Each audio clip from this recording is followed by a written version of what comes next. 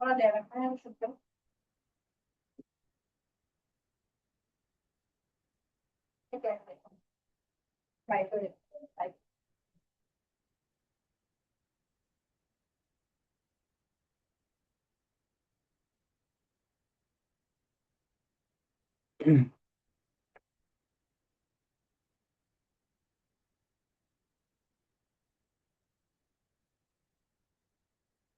আমরা এসএসসি খুব গুরুত্বপূর্ণ একটি গ্রামার, যেটা একদমই সহজ। পাঁচের মধ্যে পাঁচ বা একদমই সহজ। Take question. টেক কোশ্চেন নিয়ে আলোচনা করবো, এক ক্লাসে টেক কোশ্চেন আমরা শেষ করি।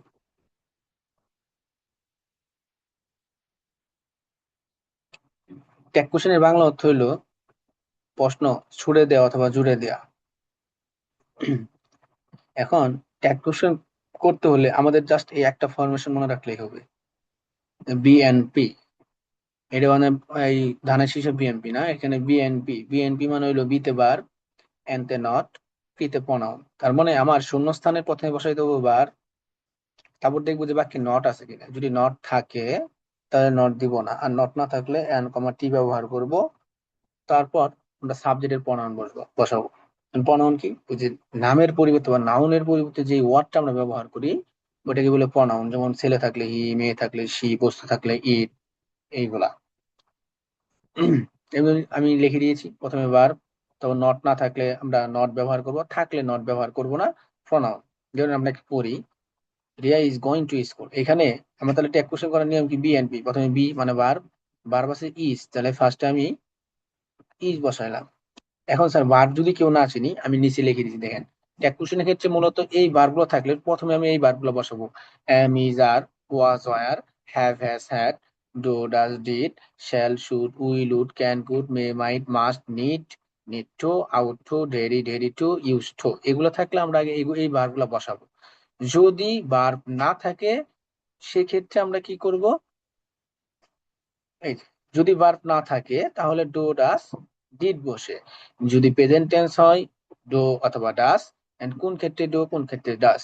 যদি সাবজেক্ট থার্ড পারসন সিঙ্গুলার হয় ভার্বের শেষে, এক কথায় মূল ভার্বের শেষে যদি এস বাই এস যোগ থাকে তাহলে আমি ডাস বসাবো, আর এস বাই এস না থাকলে ডু বসাবো। যদি ওটা পাস্ট ফর্ম হয়, ইডি যোগ থাকে, তখন আমি কি বসাবো?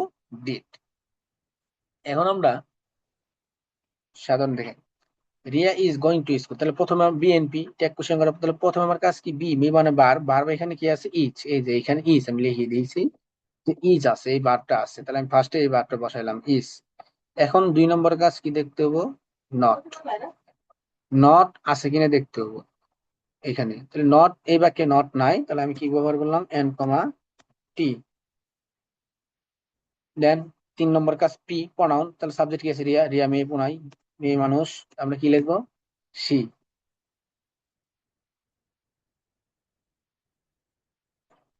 দেখেন আরেকটা করি, প্রথমে বার, বার কি আছে? ক্যান, তাহলে ক্যান আমি ক্যান বসাইলাম। নট আছে, তাহলে নট আর এখানে দিব না। প্রনাউন কি আছে? সাবজেক্ট শি, নিজেই প্রনাউন, তাহলে শি লিখলাম, ক্যান শি। এখন যদি ভার্ব না থাকে, এরকম আমরা দুইটা এক্সাম্পল ব্যবহার করি। দেখেন, রহিম প্লেস ফুটবল। রহিম প্লেস ফুটবল, এখানে কোনো ভার্ব নাই, অক্সিলারি ভার্ব নাই, যতগুলো ভার্ব লিখছি আমি। তো ভার্ব না থাকলে আমরা দেখবে সাবজেক্টের পরে একটা ভার্ব, সাহায্যকারী verb না থাকলে মেইন ভার্ব থাকবো। তাহলে এই মেইন ভার্ব শেষে দেখেন এস বাই এস যোগ আছে, এস যোগ আছে। তাহলে এস বাই এস যোগ থাকলে আমরা কি বলবো? ভার্ব না থাকলে ডাস। নট নাই, তাহলে আমরা আবার নট ব্যবহার করলাম। সাবজেক্টের প্রনাউন রহিম, রহিম ছেলে মানুষ, আমরা হি লিখবো। দেন এই বাক্যটা দেন, হি প্লেড ফুটবল, তাহলে ইডি যোগ আছে, কোনো ভার্ব নাই, তাহলে আমরা জানি ইডি যোগ তাহলে কি? ডিড। নট নাই, আমরা নট ব্যবহার করব। এন্ড সাবজেক্ট কি আছে? হি, হি নিজেই প্রনাউন, তাহলে আমরা হি লিখলাম। এই বাক্যে উই লাভ বাংলাদেশ, এখানে দেখেন, তাহলে কোনো ভার্ব, অক্সিলারি ভার্ব, সাহায্যকারী ভার্ব, যতগুলো ভার্ব লিখছি কোনো ভার্বই নাই। তাহলে ভার্ব না থাকলে আমরা দেখি এস বি এস যোগ নাই, কারণ এস বি এস থাকলে আমরা ডাস বসাইতাম। ইডিও যোগ নাই, ইডি যোগ থাকলে আমরা ডিড বসাইতাম, কোনো কিছু যোগ নাই, অথবা আমরা এখানে কি বসাবো? ডু। নট নাই, নট ব্যবহার করব। Then subject we. এখন কিছু ভার্বের একটু নেগেটিভ ফর্ম আলাদা আছে, এগুলো আমরা দেখবো। যেমন এম, এম এর সাথে যদি নট যোগ করি তাহলে ওইটা যায় আর এন্ড। উইলের সঙ্গে নট যোগ করলে ওইটা হয়ে যাব ওন্ড। ক্যানের সঙ্গে নট যোগ করলে ক্যান। শেলের সঙ্গে নট যোগ করলে শ্যান্ট। এখন আমরা এই যে সাবজেক্টের যে প্রনাউন বললাম, সাবজেক্টের যে প্রনাউন বললাম, এখন আমাদের দেখি এখানে দেখেন সাবজেক্টের প্রনাউন সব উল্লেখ করা আছে।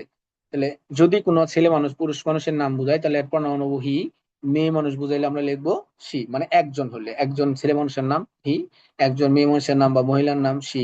যদি একের অধিক বুঝায়, দুই বা ততোধিক বুঝাইলে দে। দে।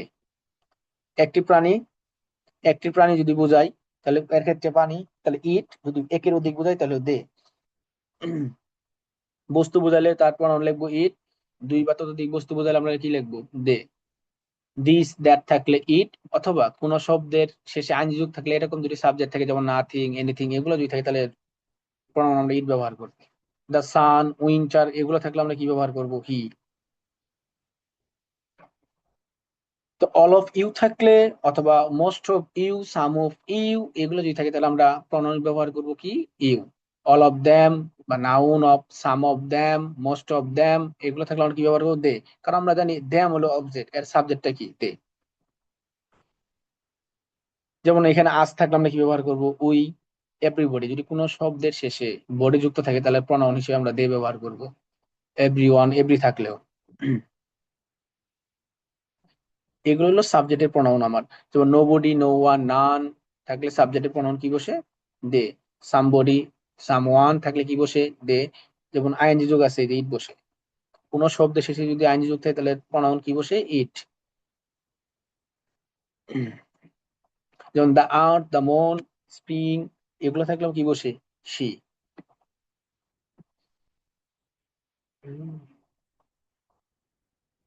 এখন কিছু শব্দ আছে যে বাক্য থাকলে নট ব্যবহার করা যাবে না। যেমন নো তো নই, নাই। Not, never, neither, few, scarcely, hardly, seldom, rarely, very, little, এগুলো থাকলে আমরা কি ব্যবহার করব না, নট ব্যবহার করব না।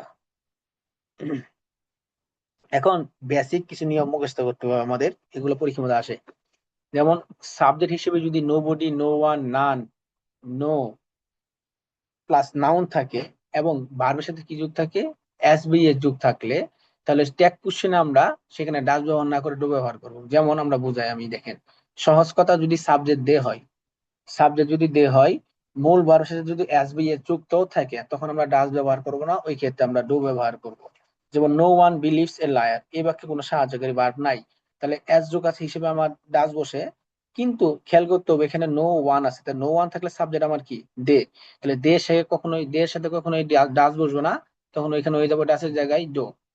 নো মানে নট আছে, তাহলে নট দিব না, দে। যদি আমরা আরেকটা এক্সাম্পল দেই, এটা পরীক্ষার মধ্যে আসে এই এক্সাম্পলটা।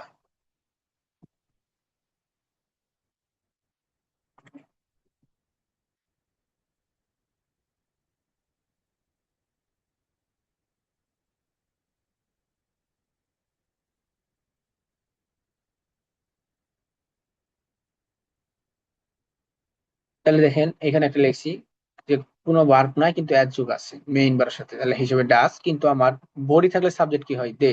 তার দে এর সাথে ডাস বসে না, তখন আমরা কি লিখবো এখানে ডো। নট নাই, নট দিবেন দে।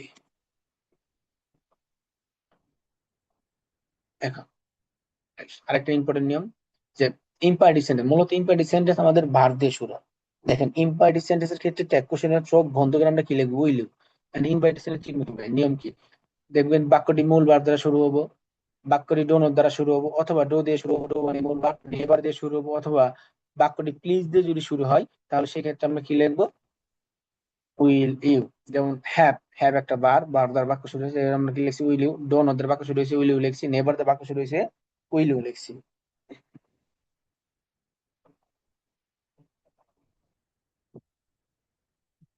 প্লিজ দ্বারা, প্লিজ ওপেন দা ডোর, তো প্লিজ দ্বারা বাক্য শুরু হয়েছে, আমরা কি লিখছি উইল ইউ লিখছি।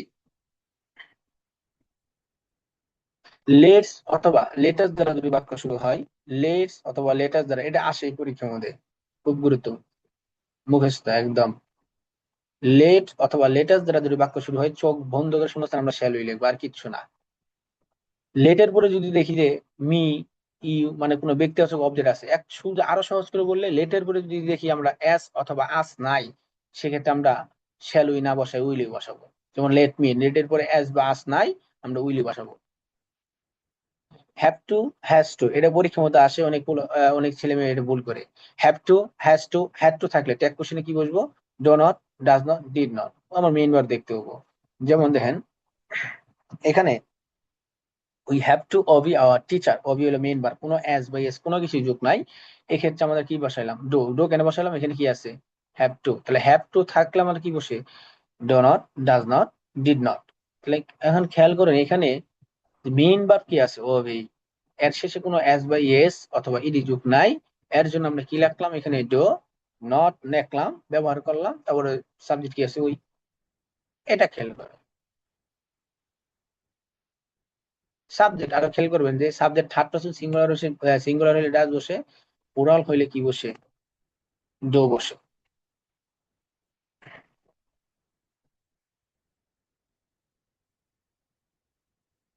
লাস্ট গুরুত্বপূর্ণ নিয়ম দেখেন, এক্সক্লেমেটরি সেন্টেন্সে কোশ্চেনে যদি এম ইজ আর ওয়াজ হয় কোনো কিছু উল্লেখ না, অতএব কোনো ভার্ব সাবজেক্ট কোনো কিছু উল্লেখ যদি না থাকে, তাহলে এক্সক্লেমেটরি সেন্টেন্সে দুইটা নিয়ম হয়। যেমন এক্সক্লেমেটরি সেন্টেন্সে যদি কোনো সাবজেক্ট অথবা ভার্ব কোনো কিছু যদি উল্লেখ না থাকে, সেই ক্ষেত্রে চোখ বন্ধ করে আমরা ইজ এ নিড লিখবো। যেমন হোয়াট এ পিটি, এটা একটা এক্সক্লেমেটরি সেন্টেন্স। এ বাক্যে কোনো ভার্ব সাবজেক্ট কিচ্ছু নাই, খেয়াল করেন। কিন্তু এখানে ভার্ব সাবজেক্ট এক্সক্লেমেটরি সেন্টেন্স যদি নাও থাকে, তখন আমরা ট্যাগ কোষে লিখবো ইজ নট ইট। এটা মুখস্থ। কিন্তু যদি ভার্ব থাকে, খেয়াল করবেন, যদি ভার্ব থাকে তাহলে তো হইলে আমরা জানি এক্সক্লেমেশনের স্বাভাবিক ভার্ব শেষে থাকে, তার আগে সাবজেক্ট থাকে। তাহলে ভার্ব আছে ইজ, ইজ বসাইলাম, নট নাই নট দিলাম, সাবজেক্ট কি আছে? ইট, প্রনাউন নিজে আছে, ইট দিলাম। সেম এটা দেখেন পরেরটা, ভার্ব আছে ওয়াজ, ওয়াজ দিয়েছি, নট নাই নট ব্যবহার করলাম। তাহলে ভার্বের পরে আগে কি থাকে? সাবজেক্ট হি, এই যে হি।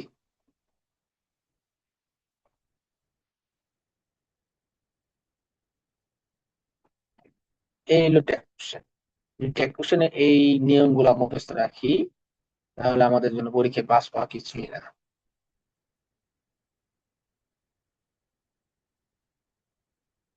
কারো যদি কোনো পিডিএফ লাগে কমেন্টে জানাবেন, আমি এই ট্যাগ কোশ্চেনের পিডিএফটা দিয়ে দিব। শেষ। বলতে পারস তুই? শেষ। হ্যাঁ, আজকে আপাতত ইন্টার পরে তো আমি আজকে এসএসসি করে ক্লাস নিচ্ছি, বুঝছো? হ্যাঁ অবশ্যই থাকে। আজকে আমি কারো, হ্যাঁ হ্যাঁ হ্যাঁ, অবশ্যই অবশ্যই অবশ্যই অবশ্যই অবশ্যই অবশ্যই অবশ্যই করতে পারবো, অবশ্যই করতে পারবো। আমি তো এর জন্য তো, হ্যাঁ আমি তো আমার ক্লাসের মধ্যে আসলে কোশ্চেন করে, আমি ভিডিও সাইটে কোশ্চেন করে।